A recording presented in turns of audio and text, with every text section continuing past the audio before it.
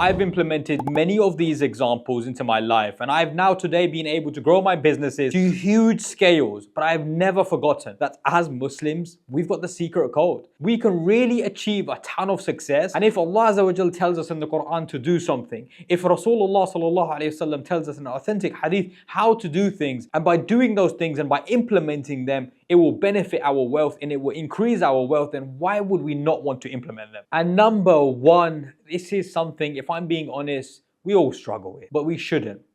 And I want to try explain something in several examples. We know that Allah Azza wa Jal, He tells us, when you give up something for the sake of Allah, Allah will give you something better. So if you leave off some haram and you do it for the sake of Allah, and you say, I'm now going to pursue something which is permissible for yourself, and that could be a business, whatever it is, we know that Allah Azza wa Jal will give you something better.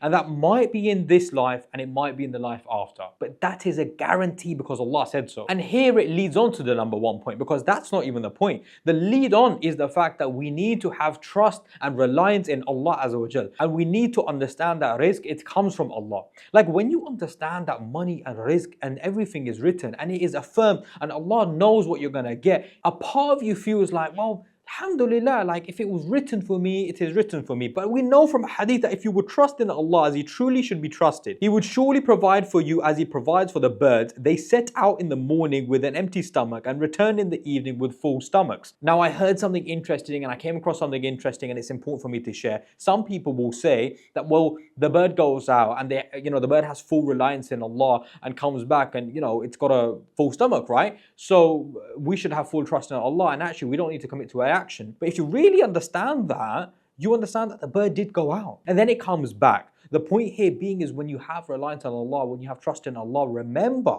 you have to still take the action. Have trust in Allah wholeheartedly and really tell yourself that if you have trust in Allah, Allah will provide for you, but you have to try and commit to the action. You have to do what you should do in making sure that you are providing for your families as well. And one of the biggest mistakes you can make, and this is leading on to number two, the biggest mistake you can make is, well, look, like a lot of the guys that are watching this, you're obviously watching it on a phone, a laptop, you have internet, how else are you going to watch a YouTube video, right? So you're watching this in a particular way. You are blessed to be in a situation that you're in right now. And if you look across the world, there are many people who are struggling in today's society. A lot of people, a lot of the Muslims are being persecuted. And the fact is, you are in an incredible situation. You are massively blessed. But let me ask you a genuine question. How many of us are actually grateful of being in the situation that we're in?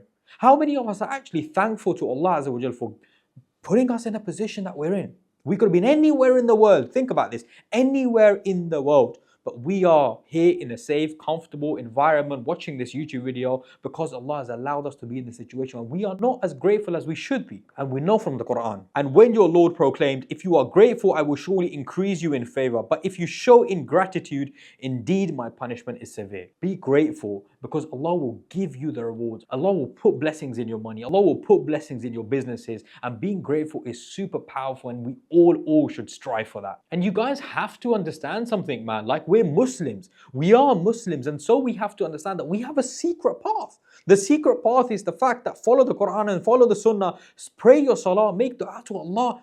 You can make dua to Allah and make whatever you want happen for you, as long as obviously it is permissible, right? You can ask Allah. And there are many things, many examples, and many situations that we know from the Quran and we know from the Hadith that if you do something, it will be beneficial for you.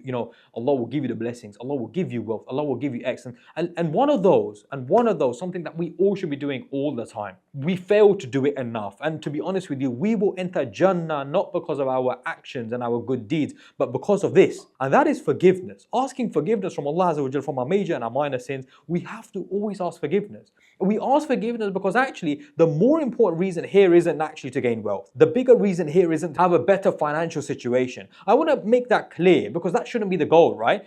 Asking forgiveness is probably the most important part of us as Muslims. We have to always be seeking forgiveness from Allah Azza wa Jal because the reality is we're going to fall into sins, right? But let me add a little bit of a bonus for you. Remember, seek forgiveness from Allah Azza wa Jal, seek forgiveness from your sins, seek forgiveness all the time. And you need to understand that seeking forgiveness is the reason you will enter Jannah. Not because of your actions, seeking forgiveness because Allah doesn't need us to do anything. Allah doesn't need us to worship Him.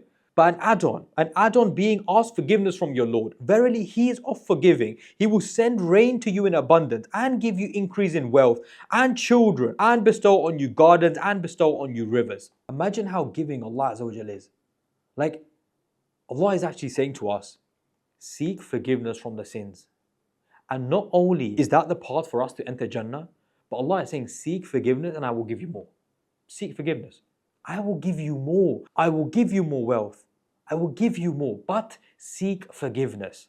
Such an easy way. And as Muslims, we should know this to be sure. Like if Allah says so in the Quran, He tells us, how can we think, oh no, surely like just seeking forgiveness isn't going to make me more, give me more wealth. Now, remember, commit to the action. You always do the action. But seeking forgiveness is actually, Allah is telling us, is going to help us in our wealth, in our dunya. And to add on, because we are going to seek forgiveness. We're always going to seek forgiveness because unfortunately, as mankind, we're going to fall into sins. But think about it like this. We have to always seek forgiveness, but we have to try to reduce our sins as much as possible. We have to. Our major and our minor sins, we have to try to reduce them as much as possible. I promise you guys, I have really tried to implement these things into my life and it really has helped massively. And just to add on before I say the last point, other things that have really helped me, and these are just add-ons, is asking my mother to make dua for me. Being good to my parents, being good to my family, trying to make sure that my money is being spent back for the sake of Allah Azza wa Jal. However that is. I would never go into what I do, but spending for the sake of Allah Azza wa Jal, because I really believe when you spend back for the sake of Islam, it's like, you know how I feel?